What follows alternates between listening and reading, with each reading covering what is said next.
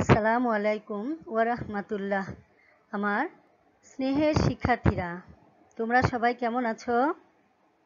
আশা করি আল্লাহর রহমতে তোমরা পরিবারের সবাইকে নিয়ে সুস্থ আছো, নিরাপদে আছো। আমরাও তোমাদের দোয়ায় আল্লাহর রহমতে ভালো আছি। মহামারীর এই দুর্যোগে সময় তোমাদের আমরা শ্রেণীতে পাঠদান করতে পারছি না বলে আমরা তোমাদের কথা ভেবে অনলাইন এডুকেশন প্রোগ্রাম শুরু করেছি। আশা করি তোমরা সবাই এই প্রোগ্রামের সাথে সংশ্লিষ্ট আছো এবং নিয়মিত ভালোভাবে লেখাপড়া চালিয়ে যাচ্ছ। স্নেহের শিক্ষার্থীরা, আজকের এই অনলাইন ক্লাসে তোমাদের সবাইকে স্বাগতম জানাচ্ছি। আমি ফেরদৌসী বেগম, সহকারী শিক্ষক বাংলা, সাভার ক্যান্টনমেন্ট বোর্ড বালক উচ্চ বিদ্যালয়, সাভার, ঢাকা। সুপ্রিয় শিক্ষার্থীরা,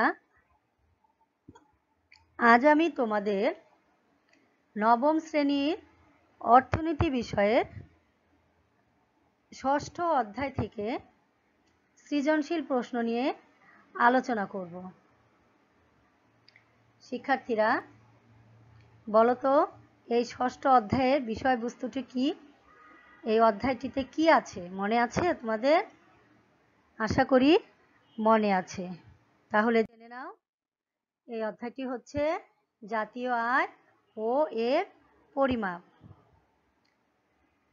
সুপ্রিয় শিক্ষার্থীরা, আমি এই অধ্যায়টি এর পূর্বে কয়েকটি ক্লাসে তোমাদের ভালোভাবে পড়িয়েছি, কয়েকটি সৃজনশীল প্রশ্ন তোমাদের পড়িয়েছি।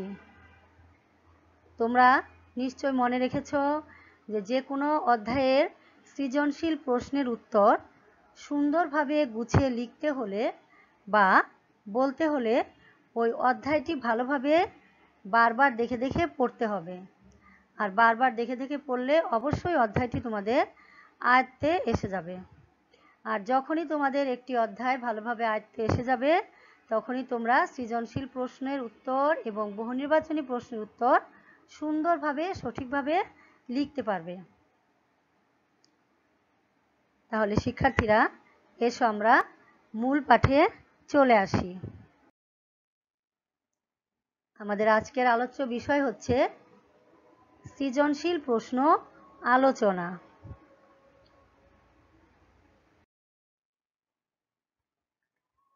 শিক্ষার্থীরা, প্রথমে তোমরা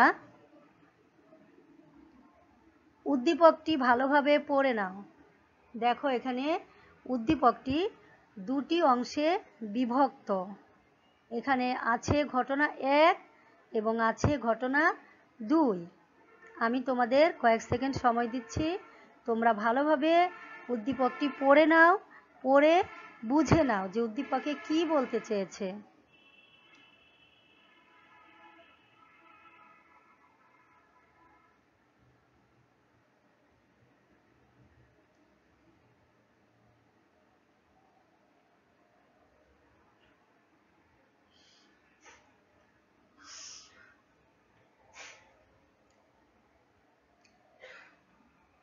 সুপ্রিয় শিক্ষার্থীরা, আশা করি তোমরা উদ্দীপকটি সুন্দর করে পড়েছো এবং বুঝতে পেরেছো।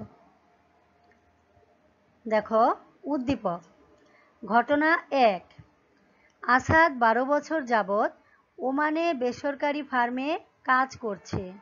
সে প্রতি মাসে তার আয়ের সিংহভাগ দেশে প্রেরণ করে।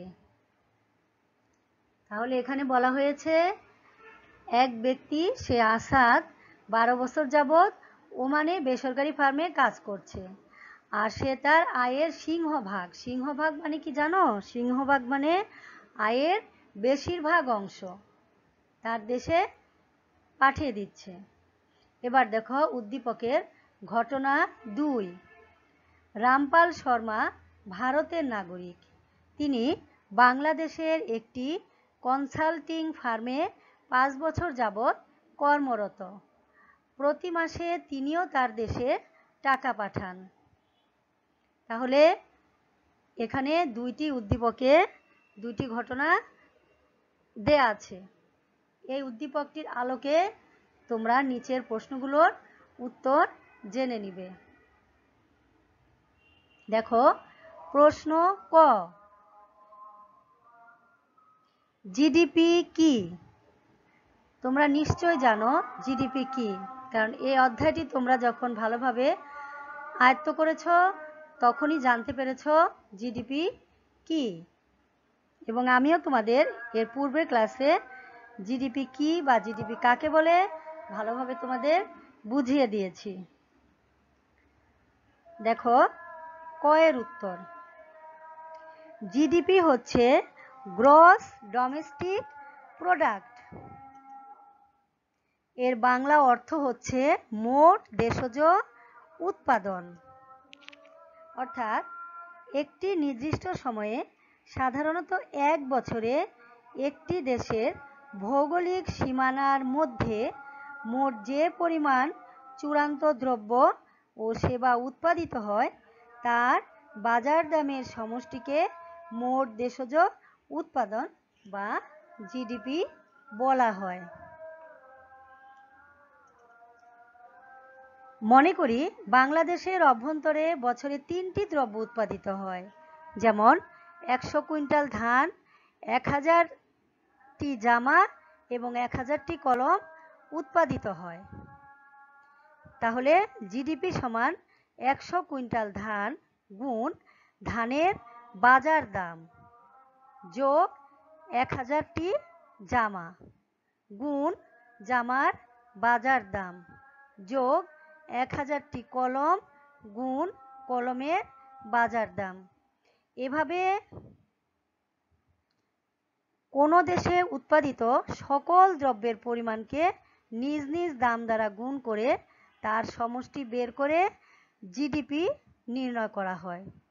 নিশ্চয় তোমরা বুঝতে পেরেছ যে জিডিপি কাকে বলে। এর পূর্বেও আমি বিভিন্ন ক্লাসে তোমাদের এই জিডিপি অর্থাৎ মোট দেশজ উৎপাদন কাকে বলে বুঝিয়ে দিয়েছি। আশা করি তোমরা সেগুলো ভালোভাবে আয়ত্ত করেছ। প্রশ্ন খ, মোট জাতীয় আয় ও নিট জাতীয় আয়ের মধ্যে পার্থক্য কি?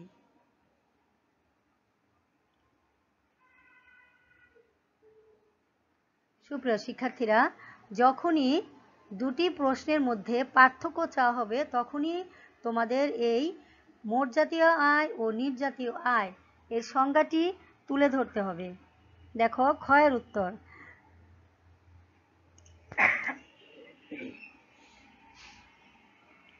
কোনো নির্দিষ্ট সময়ে, সাধারণত আর্থিক বছরে, দেশের নাগরিকগণ কর্তৃক যে পরিমাণ চূড়ান্ত দ্রব্য ও সেবা উৎপন্ন হয় তার বাজার মূল্যের সমষ্টিকে মোট জাতীয় আয় বলা হয়।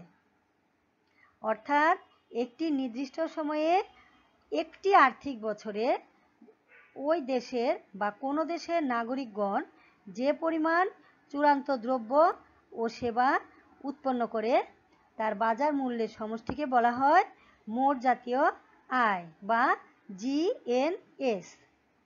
অন্যদিকে কোনো নির্দিষ্ট সময়ে কোনো অর্থনীতিতে চূড়ান্ত পর্যায়ের দ্রব্য ও সেবার আর্থিক মূল্য থেকে মূলধন ব্যবহারজনিত অবচয় ব্যয় বাদ দিয়ে যা থাকে তাকে নিট জাতীয় আয় বলা হয়। শিক্ষার্থীরা, এই মূলধন ব্যবহারজনিত অবচয় ব্যয়টা কি জেনে নাও। মূলধন ব্যবহারজনিত অবচয় ব্যয় বলতে উৎপাদন ব্যবস্থায় মূলধনের ব্যবহারজনিত যে ক্ষয় হয় তা রক্ষণাবেক্ষণের জন্য যে ব্যয় বহন করতে হয় তাকে বোঝায়। অর্থাৎ কোনো দ্রব্য উৎপাদন করতে হলে উৎপাদন ব্যবস্থায় মূলধন ব্যবহারের জন্য যে ক্ষয় হয় বা তার রক্ষণাবেক্ষণ করতে হয় তার জন্য একটা ব্যয় বহন করতে হয়, আর সেটি হচ্ছে মূলধন ব্যবহারজনিত অবচয় ব্যয়। আর কোনো নির্দিষ্ট সময়ে কোনো অর্থনীতিতে চূড়ান্ত পর্যায়ের দ্রব্য ও ও সেবার আর্থিক মূল্য থেকে মূলধন ব্যবহারজনিত অবচয় ব্যয় বাদ দিলে যা থাকে তাই হচ্ছে নিট জাতীয় আয়। আশা করি শিক্ষার্থীরা বুঝতে পেরেছ। এবার দেখো প্রশ্ন গ, আসাদের অর্থ প্রেরণ এদেশের জাতীয় আয় পরিমাপে কিভাবে সম্পৃক্ত হয় ব্যাখ্যা করো। অর্থাৎ উদ্দীপকে যে আসাদের কথা বলা হয়েছে যে তার প্রতি মাসে সে তার আয়ের সিংহভাগ দেশে প্রেরণ করে, তার এই প্রেরিত অর্থ এদেশের জাতীয় আয় পরিমাপে কিভাবে সম্পৃক্ত হয় তার ব্যাখ্যা চাওয়া হয়েছে। জেনে নাও উত্তর গয়ের। আমাদের অর্থ প্রেরণ এদেশের জাতীয় আয় পরিমাপের জিএনপি এর সাথে অন্তর্ভুক্ত হবে। জাতীয় আয় পরিমাপের তিনটি পদ্ধতির মধ্যে ব্যয় পদ্ধতি অন্যতম। তাহলে কি বলা হয়েছে যে জাতীয় আয় পরিমাপের মধ্যে যে তিনটি পদ্ধতি আছে সেই তিনটি পদ্ধতির মধ্যে ব্যয় পদ্ধতি হচ্ছে অন্যতম। তোমাদের নিশ্চয় মনে আছে শিক্ষার্থীরা যে জাতীয় আয় পরিমাপের যে পদ্ধতি সেই পদ্ধতি কয়টি? তিনটি, উৎপাদন পদ্ধতি, আয় পদ্ধতি, ব্যয় পদ্ধতি। আর এই তিনটির মধ্যে ব্যয় পদ্ধতি হচ্ছে অন্যতম। কোনো নির্দিষ্ট সময়ে কোনো দেশের নাগরিকগণ কর্তৃক যে পরিমাণ চূড়ান্ত দ্রব্য ও সেবা উৎপন্ন করা হয় তার বাজার মূল্যের সমষ্টিকে জাতীয় আয় বলা হয়। অর্থাৎ একটি নির্দিষ্ট সময়ে একটি দেশের নাগরিকগণ যে পরিমাণ চূড়ান্ত দ্রব্য ও সেবা উৎপন্ন করে তার বাজার মূল্যের সমষ্টিকে জাতীয় আয় বলা হয়। মোট দেশজ উৎপাদনের সাথে নিট উপাদান আয় যোগ করে জাতীয় আয় পাওয়া যায়। অর্থাৎ যে আমাদের মোট দেশজ উৎপাদন হয় তার সাথে নিট উপাদান আয় যোগ করার ফলে জাতীয় আয় পাওয়া যায়।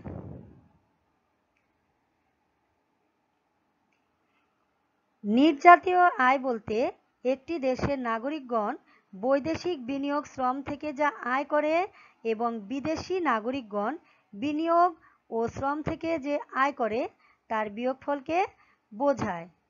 তাহলে তোমরা কি বুঝলে এখানে? নিট জাতীয় আয় বলতে একটি দেশের নাগরিকগণ বৈদেশিক বিনিয়োগ শ্রম থেকে যা আয় করে, অর্থাৎ একটি দেশের নাগরিক বিদেশে গিয়ে তার শ্রমের থেকে যে শ্রম থেকে যে আয় করে এবং বিদেশি নাগরিকগণ বিনিয়োগ ও শ্রম থেকে যে আয় করে তার বিয়োগফলকে বোঝায়।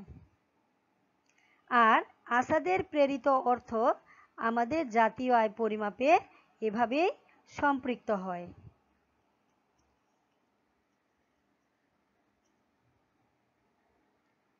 এবার দেখো প্রশ্ন ঘ, রামপাল শর্মার আয় কি বাংলাদেশের জাতীয় আয়কে প্রভাবিত করবে?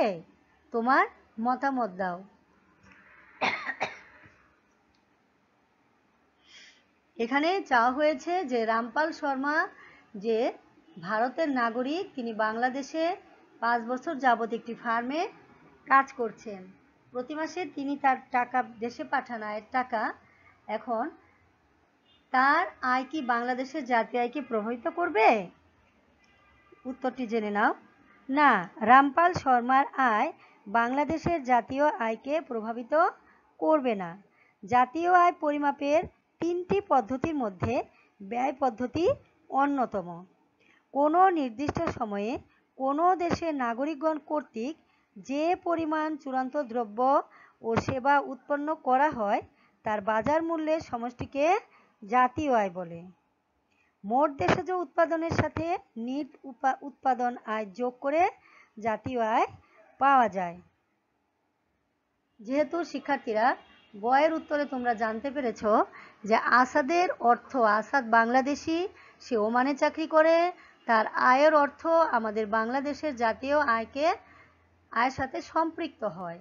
তাই শর্মা, রামপাল শর্মা যেহেতু আমাদের বাংলাদেশে, এখানে উদ্দীপক অনুযায়ী বাংলাদেশে চাকুরিরত, তার আয় আমাদের জাতীয় আয়কে প্রভাবিত করবে না। তার আয় প্রভাবিত করবে তার দেশের জাতীয় আয়কে। তার দেশ হচ্ছে ভারত, ভারতের জাতীয় আয়কে তার আয়টি প্রভাবিত করবে। নির্জাতীয় আয় বলতে একটি দেশের নাগরিকগণ বৈদেশিক বিনিয়োগ শ্রম থেকে যা আয় করে এবং বিদেশি নাগরিকগণ বিনিয়োগ ও শ্রম থেকে যে আয় করে তার বিয়োগফলকে বোঝায়। উদ্দীপকে আমরা দেখি যে রামপাল শর্মা বাংলাদেশে একটি বেসরকারি সংস্থায় কর্মরত। তিনি প্রতি মাসে দেশে টাকা পাঠান। এক্ষেত্রে তার আয় বাংলাদেশের জাতীয় আয়কে প্রভাবিত করবে না, কারণ বাংলাদেশের জাতীয় আয় যখন হিসেব করা হবে তখন তার আয় বাদ দিয়েই হিসেব করা হবে।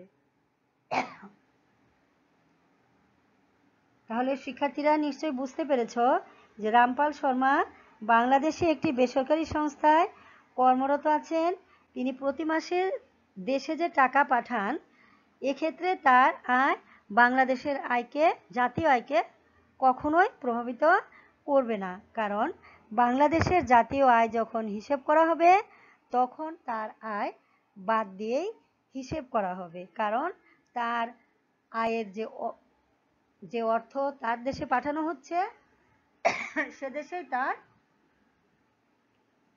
আয় বা তার দেশের জাতীয় আয় পরিমাপের সময় হিসেব করা হবে। একইভাবে উদ্দীপকে উল্লিখিত আসাদের আয়ও ওমানের জাতীয় আয়কে প্রভাবিত করবে না, কারণ তিনিও দেশে টাকা পাঠান যা এদেশের জাতীয় আয়ের যোগ হয়। অর্থাৎ আসাদের প্রেরিত অর্থ যখন বাংলাদেশের জাতীয় আয় পরিমাপের সময় সম্পৃক্ত হয়, ঠিক তেমনি রামপাল শর্মার আয় তার বাংলাদেশের জাতীয় আয়কে প্রভাবিত না করে তার আয়ের অর্থ বা তার আয় তার দেশের জাতীয় আয় পরিমাপের সময় সম্পৃক্ত করা হবে। নিশ্চয় শিক্ষার্থীরা বুঝতে পেরেছ। কারণ আসাদ যখন টাকা পাঠান, যেমন উদ্দীপকে উল্লিখিত আসাদের আয়ও ওমানের জাতীয় আয়কে প্রভাবিত করবে না, কারণ তিনি দেশে টাকা পাঠান যা এদেশের জাতীয় আয়ে যোগ হয়। অর্থাৎ রামপাল শর্মার আয়টি তার দেশের জাতীয় আয় যোগ হবে, আর আসাদের আয় আমাদের বাংলাদেশের জাতীয় আয়কে প্রভাবিত করবে, ওমানের জাতীয় আয়কে প্রভাবিত করবে না। আশা করি শিক্ষার্থীরা বুঝতে পেরেছ। শোনো শিক্ষার্থীরা, তোমাদের বাবা হাতে এখন অফুরন্ত সময়, তাহলে তোমাদের সামান্য একটু পড়তে কষ্ট কেন বাবা বলো তো? এই যে তোমাদের 22 তারিখে পরীক্ষা নেওয়া হলো, তোমাদের একটা শর্ট সিলেবাস আমরা দিয়েছিলাম অর্থনীতির উপরে। এই শর্ট সিলেবাস পড়ে তোমরা খাতায় যে লিখেছ, আমি কিন্তু তোমাদের প্রতি প্লিজড হতে পারিনি, একদম না। কারণ অনেকেই ভালো করেছো, যারা পড়েছো তারা অনেকেই ভালো লিখেছো, ভালো মার্কস পেয়েছো, কিন্তু যারা ফাঁকি দিয়েছো, ভেবেছো কি হবে, অনলাইনের পরীক্ষা কম নাম্বার পেলেই বা কি, ভালোভাবে না পড়লে বা কি, এরকম নেগলেক্ট যারা করেছো পড়াশোনার প্রতি, তারা কিন্তু খাতায় ভালো লেখনি, তারা মার্কসও ভালো পাওনি। আর তোমরা নিশ্চয় জানো যে এই পরীক্ষার উপরে ডিপেন্ড করবে তোমাদের পরবর্তী শ্রেণীর অবস্থান, তোমাদের রোল কত হবে, তোমাদের প্লেস কত হবে, সবই এর উপরে নির্ভর করবে।